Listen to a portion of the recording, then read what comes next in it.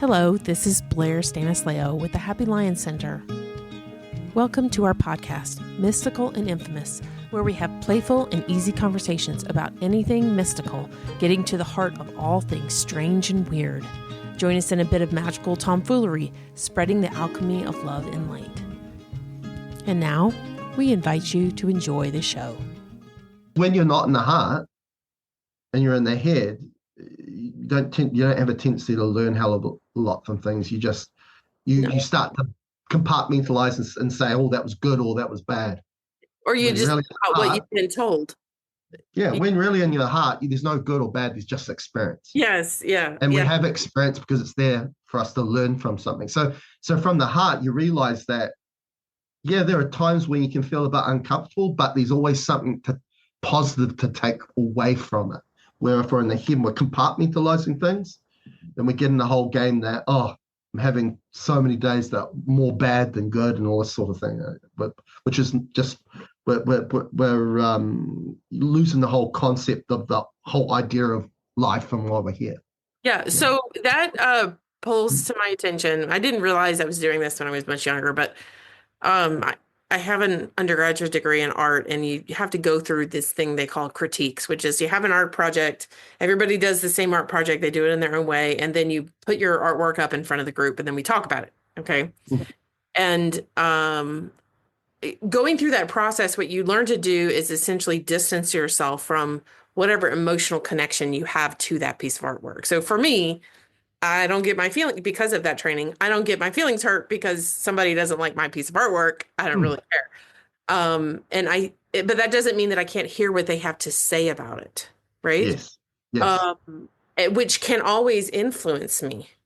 Yep. And I feel like that might be a skill that, if we kind of, art is a vehicle to be able, visual arts are a vehicle to have a conversation. So for example, one of the things I notice with people who are not trained like that is if I say to them, what's going on? What do you see?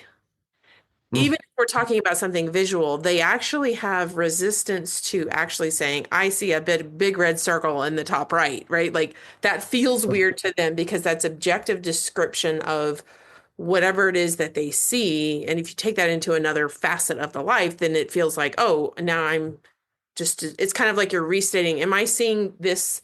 Are you saying these words, or is this your behavior that you're exhibiting, that kind of thing? I kind of feel like if there was a way to present that skill to everybody, to distance yourself from it and just talk about it objectively, if it's a red circle, how do you feel about that red circle? Well, gee, I don't know how I feel about it. And then ask yourself how you're feeling about the red circle instead of being attached to what is this red circle and what does it mean and all of that. I really feel like a lot of people are always concerned and worried about what other people are going to say based on what they say, right? So where, which I feel like is a realization that a lot of our inner conflict is just based on not being who we authentically are, right? And just trusting that and just which from the mind a lot of people would perceive as being selfish. And where I believe that everybody deserves that person to just be authentic. Right, because they're that piece that is the piece in the interpersonal experiences that is the ignition for whatever is it's supposed to be for. Yeah, that's right. And also to accept people's indifferences, to embrace uniqueness. For me, and this is what I personally feel, on a collective level, humanity, there's too much conformity. Conformity is not unity, right? There's a difference between that.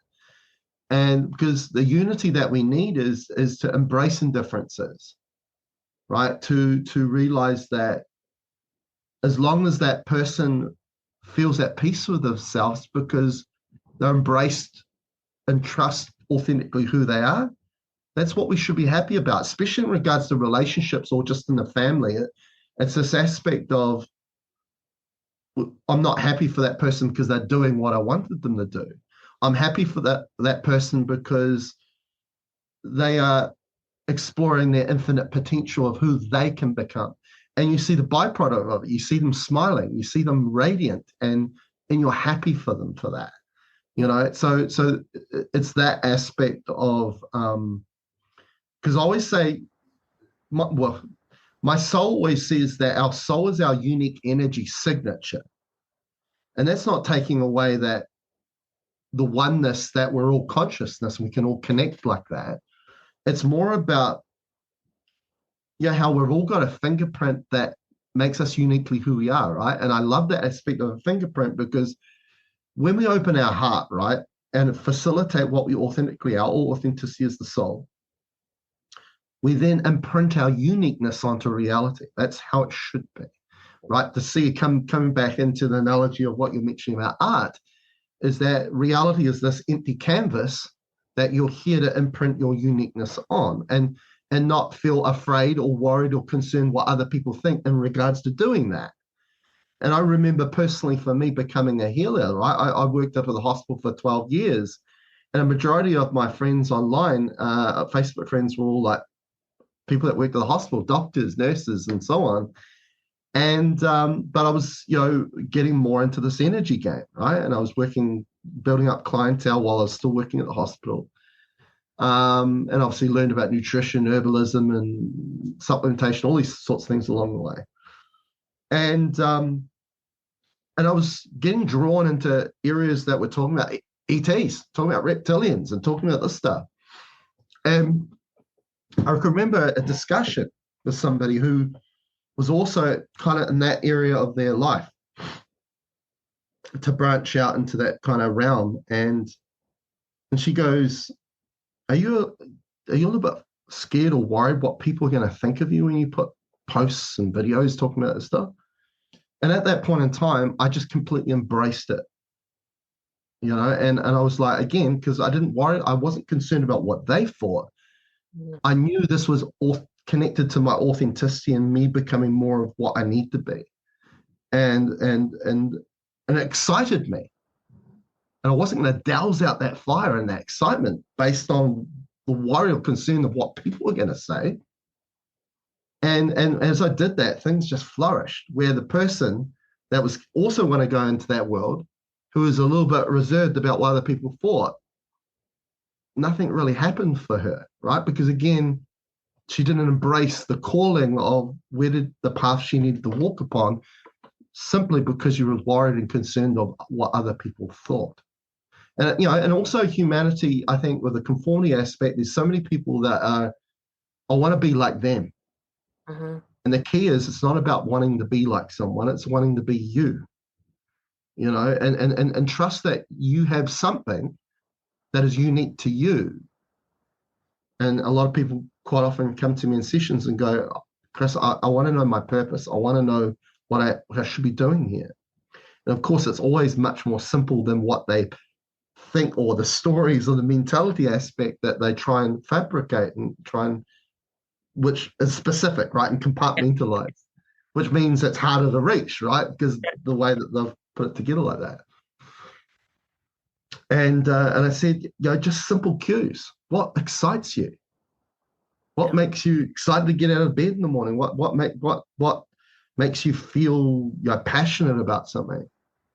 All these things that we generally want in life are again discerned by how they feel, and that's a very important realization, because feel is the domain of the heart. You see, Yeah, and right? actually, It's the domain of being in the head and the mind. So, and a lot of the times, again, coming back to what I said before, that we can stay with what is by feeling into our situation.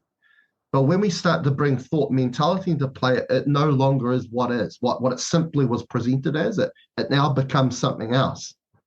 And how that obviously happens with our health problems, right? What's going on in the body, but also in regards to purpose and intuition, what we were just talking about before, is the symptoms that are presented, which are generally what you feel through the body, right, is what is, right? That's the greatest discernment diagnostic you could have, that, right?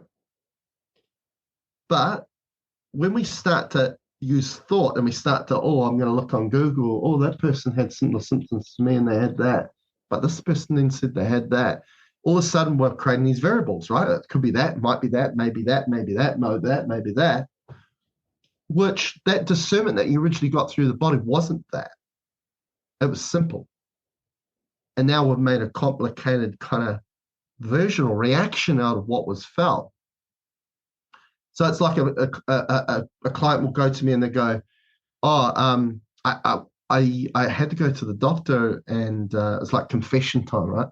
And I had to go to the doctor and they did this blood work and they did these scans and they were just going to rattle everything off. And at that point I was like, that's numbers, right? You know, this is compartmentalization. This is thought trying to explain what is felt, and they don't really translate very well, right? How we were talking about before. Most people misinterpret, misunderstand the body, and that's why. So, but I just want to bring a realization to the client. I said this, and I said, yeah, I get that. I've kind of had to interrupt them. And I go, what was your first discernment though? Well, why did you go to the doctor? They go, I didn't feel very good. And I go, feel. Okay. And so that brought a real realization because they didn't look at it like that. They were like, oh yeah. And I go, well, what the body wants you to do, it wants to listen to you. It wants you to sit in your heart and feel into that situation.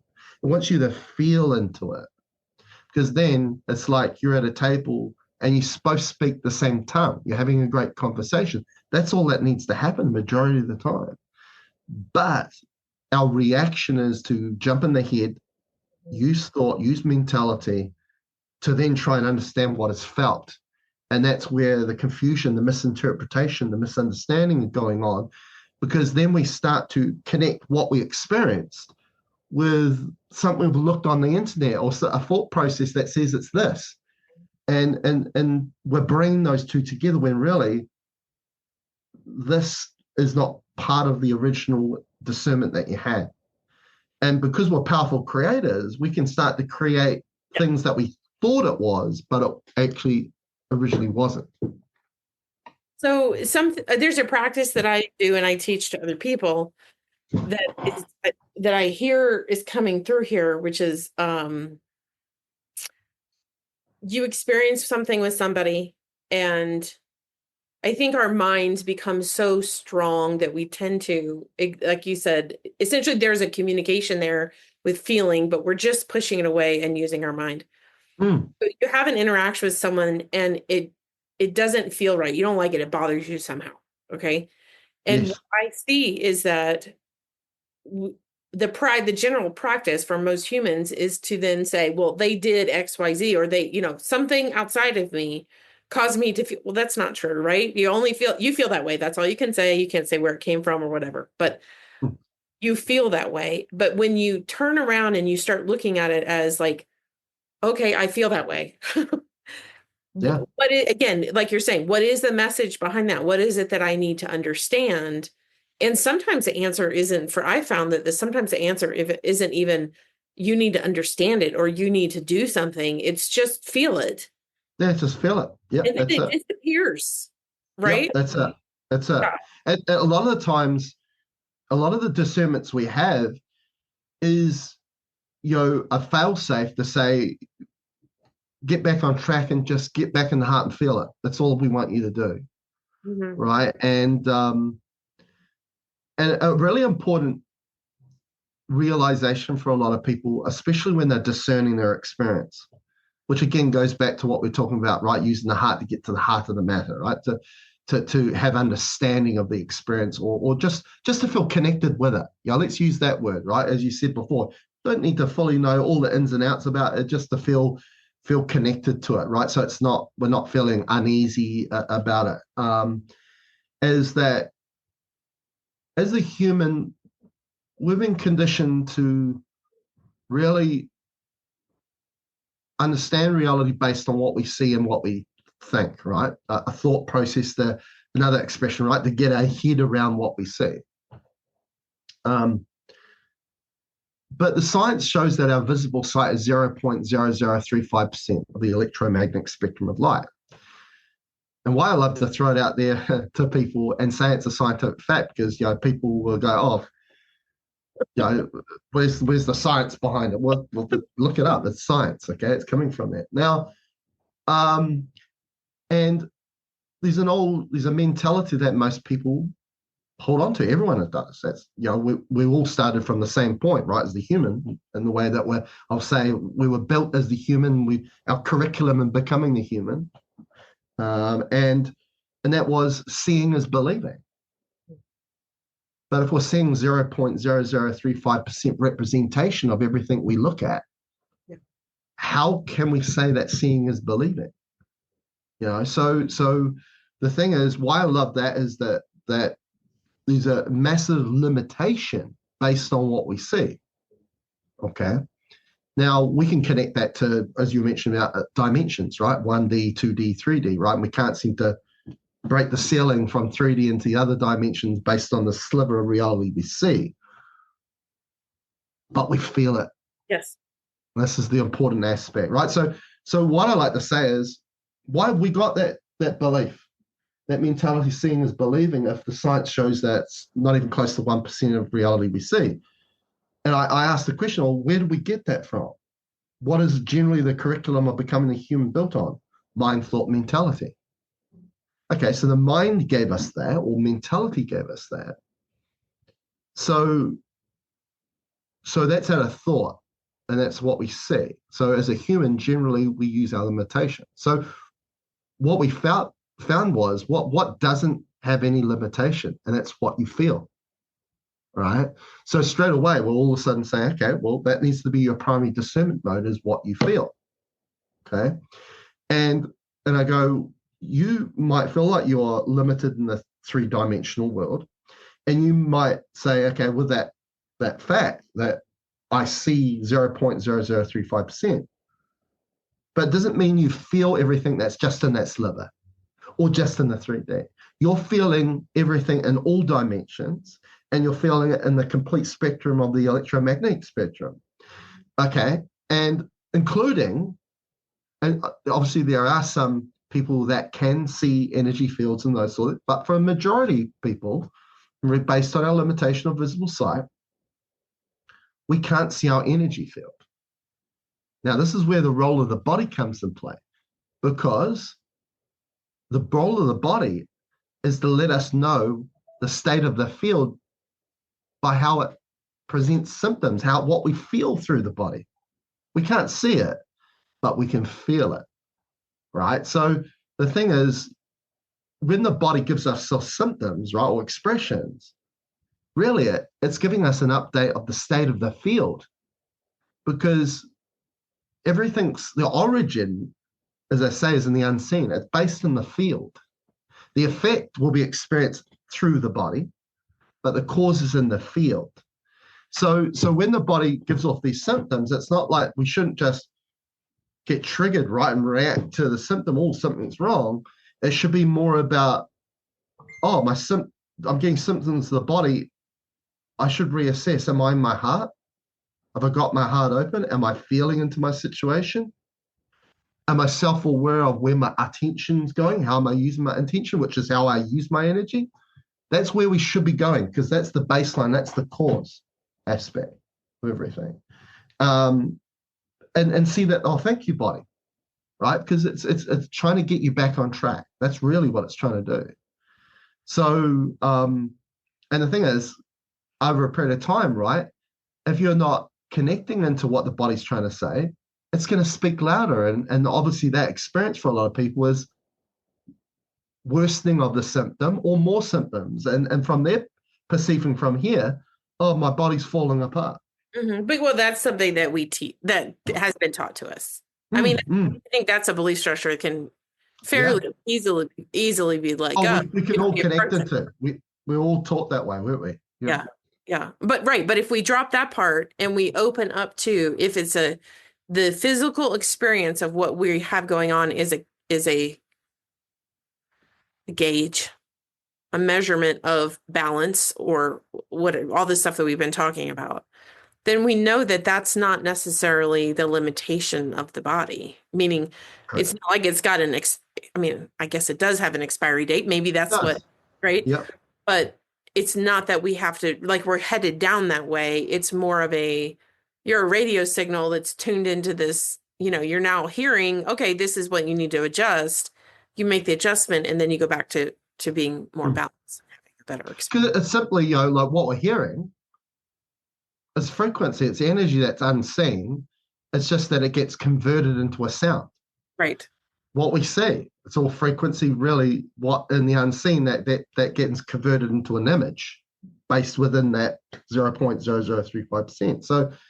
So everything is really, again, originating in the unseen. It's just that the way that we're trying to understand what's in the unseen is based on the limitations that's based to the 3D, that's connected to the 0.0035% and so on. And hence, this is why, a lot of sectors, and we can give the example of in health, that conventional treatment is based on a lack of knowing of the cause and just working on effect. Because as humans, we're generally taught to embrace our physicality and not much more than that, right? Which is that sliver of an understanding of who we are. And hence this also breeds the greatest fear of all, and that is to lose your physicality, which is death, because my identity is connected to me being this physical thing. So when I lose it, who am I? What happens? Is that the end of everything? So so it's this understanding that I always say to my clients, going back to what we said about that cycle, right? Whether it's reincarnation or karma, right? It gives you that extra chance to learn, right, and to convert it into wisdom. Is that I'll say to them, I said, you've got forever if you want it, right? If you don't learn it now, you'll get another opportunity. If you don't learn it in this lifetime, you'll get another lifetime. So why so much fear about dying? So there's these memes out there that talk about, a lot of people are never really living, right? Yeah. Because they're always concerned or worried about the things that takes that away, or they believe what they need is in the future, where the future is an illusion, because everything's the now, because the future is merely a byproduct of your choices that you make, not in the future, not in the past, in the now. It's a bit like, people, they're a bit guilty of it in the spiritual world, right? Is this aspect very much connected to ascension, right? Where there's these prophecies. It's like, oh, it's coming. Or it's 10 years, this is going to happen. Blah, blah, blah. And I'm like, no, that's an illusion. Life is now. And also, if you want that to happen in 5 years, it's based on the choices you make, not waiting in 5 years, but right now. And also, when we start to look into people's futures, it's like, well, there's infinite timelines, infinite pathways that people could go on. But at the end of the day, it's based on the choice that they make now, which path they're going to walk upon. So again, it always comes back to the now. So it's the same with even health problems. Like, people will go, I've had this issue for 10 years, and I go, but you should be a representation of the infinite now. So why are you a representation of your past? It means that you're carrying it all, right? And as I said before, our purpose of being here is not to carry anything. It's to have experience, convert into wisdom, and let it go, right? Yeah, that actually So if we can't convert it into wisdom, it's still not about holding on to it. It's about not gripping your teeth onto something, and it gets so full on and you get so fixated about it that it becomes corrosive to you. It's a realization that, okay, even if I don't fully understand what it's all about, the longer I hold on to it, the more opportunity I'm going to be able to learn more experience. So you let it go, and it will come up again to give you another chance. which is actually, I think, the foundation of what energy work is when Yeah, we're all helping people to do that. Yeah. yeah, yeah, very much so. I have one more question and then I'm gonna end it there. And I don't know if Hmm. we'll include this because I feel like this is sort of off, but I'm not sure. So interest, this is just an observation. Especially because I came from the background of doing artwork. Okay. And so when you're given you're in a class and they give you a project, usually they give you some kind of limitation in the sense that you need to use this material or it has to be this size or whatever. And I didn't realize until actually I think it was after my husband died that I realized that the what I wanted my life to be. I felt like it was I felt like I was at ground zero. Like, yes, I have stuff that I'm dealing with and I will continue to deal with, but essentially I could make any change I wanted to right now, and it could be anything that I want. So then I went into that space and um I don't know. I think I did eventually go into the heart space and that was much more effective. It was like, boom, there's the answer, go there, right? But when I was in the head space, it was, oh, I could do this and I could do this. And then I even got excited because that sounds like fun and all this mental stuff. And what I found was that became absolutely overwhelming.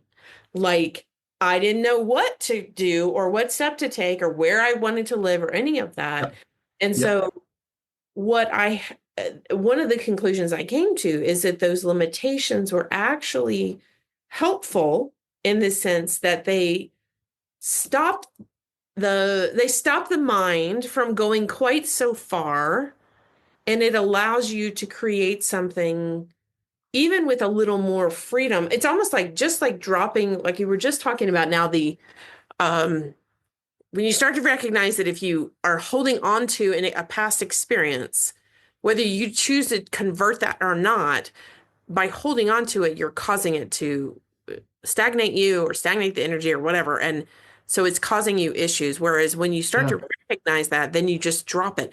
But yep, dropping it, dropping fear or dropping feelings around whatever yep, that is, yep. frees up so much energy that you can then put into creation of whatever it is you're creating. That's right. The same thing happens, I would say, when you're limited, you have a limitation for what you can create or what you want to create. Is if you have the right limitation, it allows the mind to stop a little bit so that you're Sure. dropping that programming or the thought process that's causing you to be stuck. And then you Yep. can then expand. So what do you think about that? Well, the thing is, like if you are holding on to something, it means you're feeding it your energy for it to be there, right? So as you said, mentioned about all of a sudden when you drop that, you've got this huge amount of energy because it's now freed up for you to use it in another direction, right? Another for another outcome. Mhm. Um, Also, another great analogy of that is when we're holding on to things, we create a dam to our own flow. I love that analogy because we're constructing something, we're creating something, but it's not promoting flow, it's promoting a block or congestion or obstruction. So a lot of people that come and see me and they go, can you look to see if I've got any blocks or there's any blocks?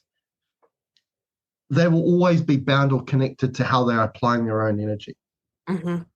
right? And recently I've been doing daily reminder little lives or Facebook things on Facebook. And the last one I talked about was this aspect of being aware of what you allow to influence you. And what I really emphasize is the word allow, because we've got a lot more choices than what we believe. Okay. So when we are talking about blocks or obstructions and what we mentioned there before, as you said, we can go in the mind that says we could do this and might be that, maybe that, we could do that. It's providing ideas, it's providing concepts, seeds that you can then feed to flourish, become part of your creation. But it's the process that then creates the block or the obstruction, right? and we get conflicted out of it and confused because it's like, is it this one or is it that one, or it might be that one, it might be that one. And also it's not cohesive because it's parts that we can't understand how we connect them together to make the whole. Okay.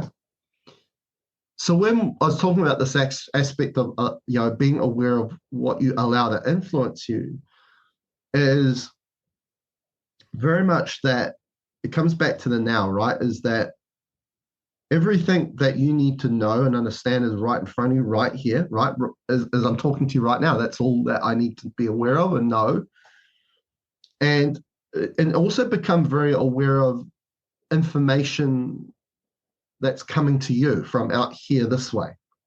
Of course, as channelers, we're getting a lot of information that comes from within out, right? So, and I know there's a lot of people that are actually getting a lot of information coming from within them, but they always allow everything outside of them to supersede that, right? Because that's just how we were conditioned to take on information, right?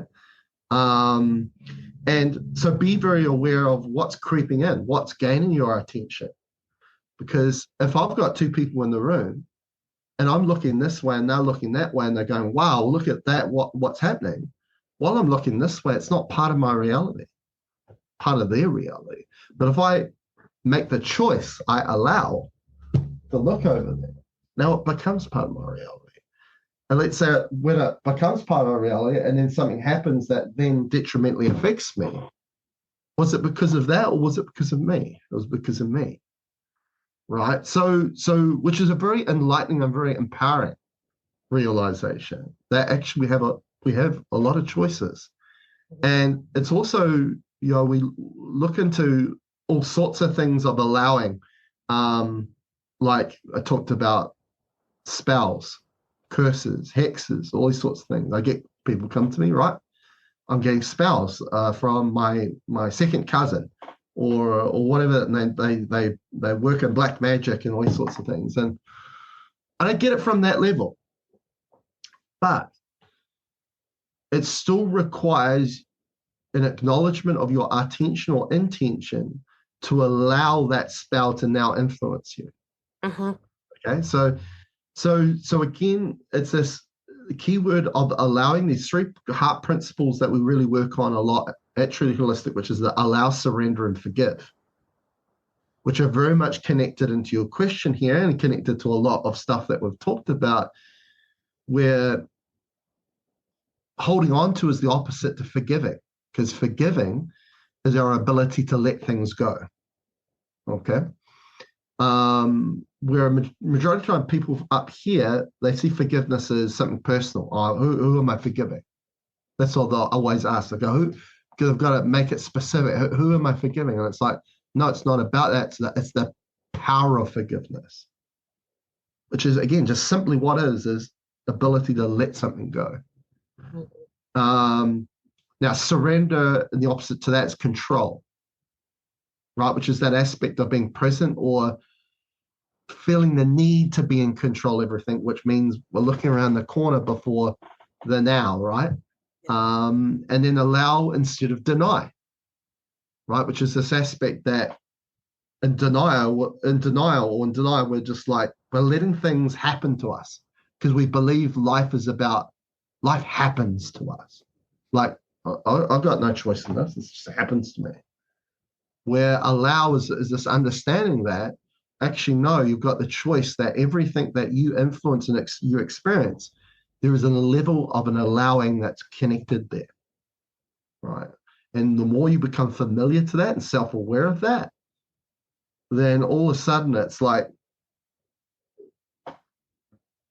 what's my infinite potential and capability there?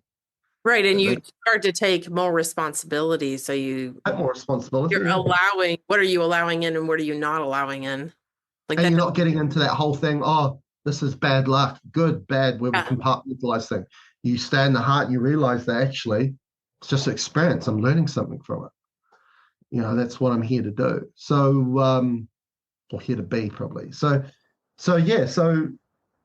I hope that kind of answered your question there. Is I think for so. I me, was just curious what you had to say about that. It was just an observation I made, and yeah, for me, the biggest visual analogy to that question is that whole aspect of creating a dam. You kind of see that beaver that's yeah. getting all these sticks and putting them together, and the more we hold on to things, the more we add sticks to that then congests and blocks our flow.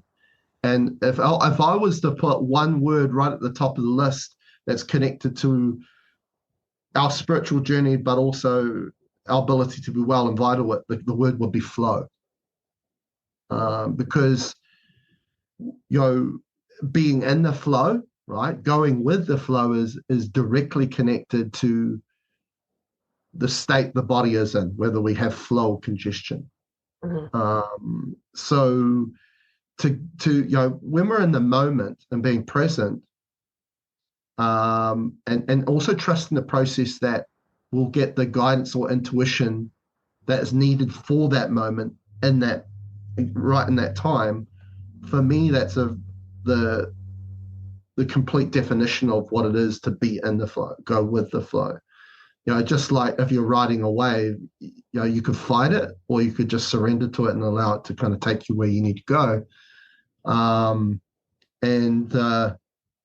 this is where a lot of in my work we kind of really define what it is to be what you authentically are as a soul and what we are with the conditioning that we've taken on as the human, and that a lot of the way that we've kind of been taught to how we're taught to be perceive and process reality needs a drastic change. Like for example, how I mentioned about mentality earlier.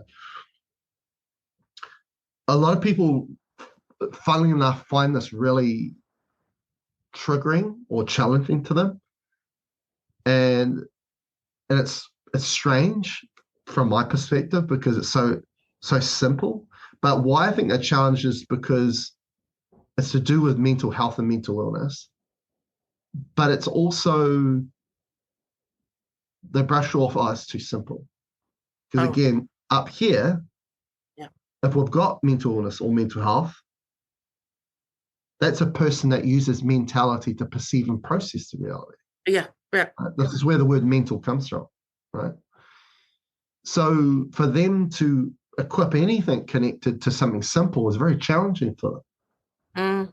Oh, so Right? yeah. So you're saying that's really part of the So it's crux. their process. That's their problem. Yeah. Yeah. Yeah. So what I say, and this is what I was mentioned about, is you can only have mental health problem or mental illness or just a knowing that there's a sector of mental health when you're an individual that uses mentality. Mm-hmm. Now, when we drop in the heart, we don't use mentality. Okay, if we perceive and process out of feel from the heart, which I like to call knowing, right? We don't use mentality, right? So for me, the abundance or epidemic of mental health problems and mental illness, because even the numbers that are shown about the epidemic of mental illness, a majority of people don't get it clinically diagnosed. So it'd be Right. way more than what the numbers that we're getting is a hint to tell us that the way we perceive and process life doesn't support us. Simple as that. And and then the simple fact that I just go, hey, if we learn to get in the heart and we don't use mentality, you can't have mental illness.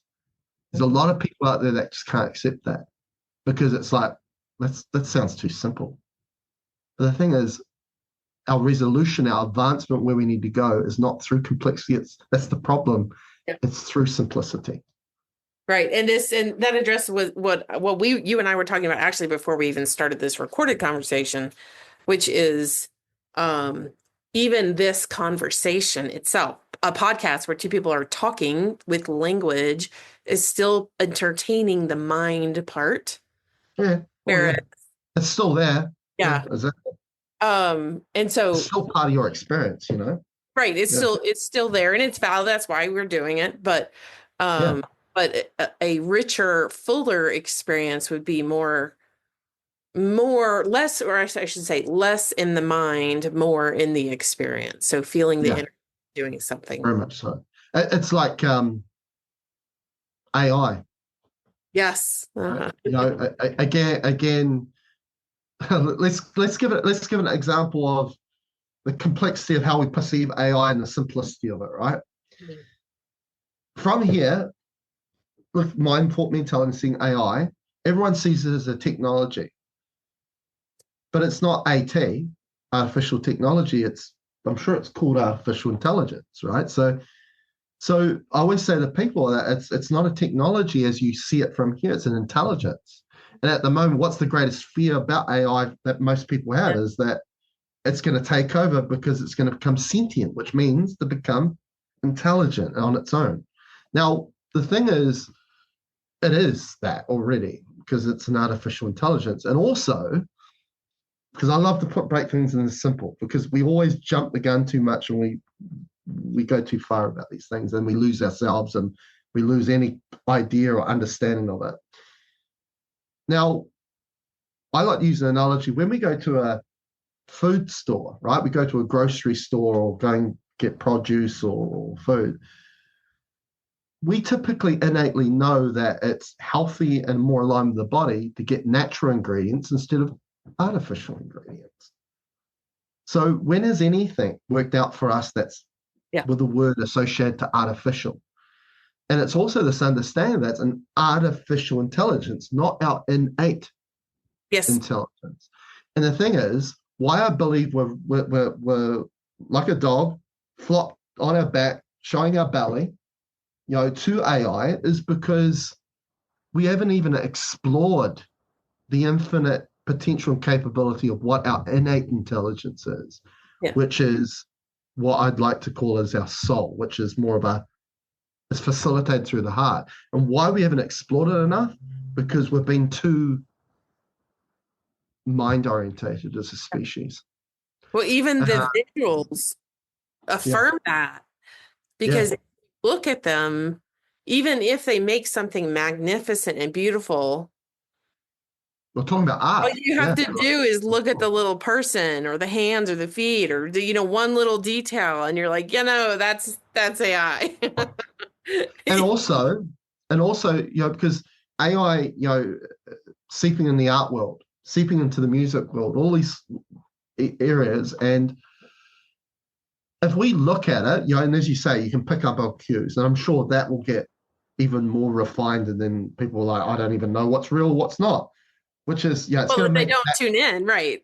Yeah. I think that's going to challenge. There's going to be a good thing to it, and I believe that the more we get into AI, it's going to make people more conflicted about what's real, what's not.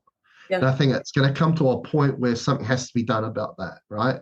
Um, of course, they're looking at how AI can make things more convenient because that's what it's bringing forth, more convenience and in regards to advancement. But I feel like there is going to be an ethical aspect that will come up with it. And of course, when you see, they say, oh, we can turn photos into someone moving around like they're alive again, but you look at their eyes. Yeah, it's not hard. And as I say, coming back to that discernment, right? If they refine everything really well and it looks real, still, we only see 0.0035% of reality. When we connect into feel, which connects into everything, there's no soul. Mhm. AI is soulless. Okay, so, and what does our heart do? And what does feel do? Connect into what is real. The expression, keep it real. Well, keeping it real is connecting in a discernment that doesn't see a sliver or a part of reality. It sees everything. It feels everything. And when we get in our heart and we look at that AI stuff, it doesn't feel right because it's soulless. Yeah. Yeah. Yeah. So it's this aspect of, and I feel like the more we go into AI, the more it disconnects us from our authenticity because the authenticity of ourselves is the soul. Yeah, and I honestly think it's very similar to the concept of the pendulum back to that, the idea of a spectrum, right? And so the Yeah. pendulum is swinging towards one area. And I think what will happen is as we start to see, that specific area, which in this case is just AI, right? Hmm. Start to swing that way and see it more clearly, we're going to start to see more clearly that it has no soul and No. it's not aligned with us. And so then we will naturally start to go back and we'll find balance again. Yeah. And a lot of AI is based on algorithm.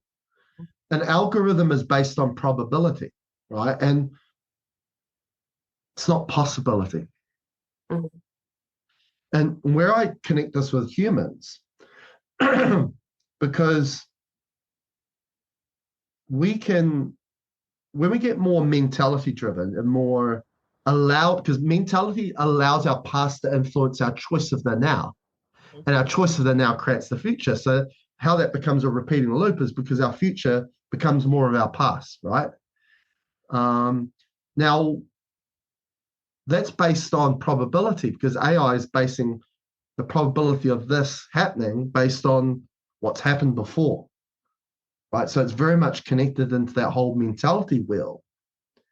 When we get in our heart, it's not about probability, it's about opening ourselves up to infinite possibility, which for me is forging new ground, evolving, change, Yeah. right? So the thing is, I always say to my clients to say, if we want to really break the reason down you're here, you want change. That's what you want. There's something about your life that you don't want anymore. You want change.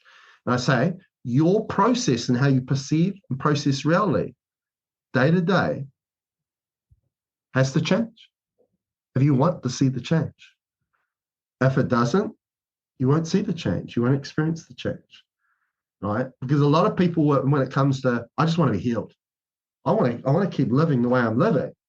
I'll keep making the same choices I'm making, but I just want to get rid of this problem so I don't have to deal with it. The issue with that is they're bought into an idea of fake healing. It's not even real because that's that's modern medicine stuff, right? Because modern medicine has said take a pill, which numbs the symptom, which is the expression of the body. Hey, look, it's gone. No, it's not. That's the effect. It's still the cause. So it's this. It's this understanding that the most powerful um, momentum of making that change and healing is that individual themselves. And they have to use a process that supports that change, which is flow, right? Flow means change. If there's a lack of flow, it's going to be a lack of change. Thanks for listening to this episode of Mystical and Infamous podcast with the Happy Lion Center.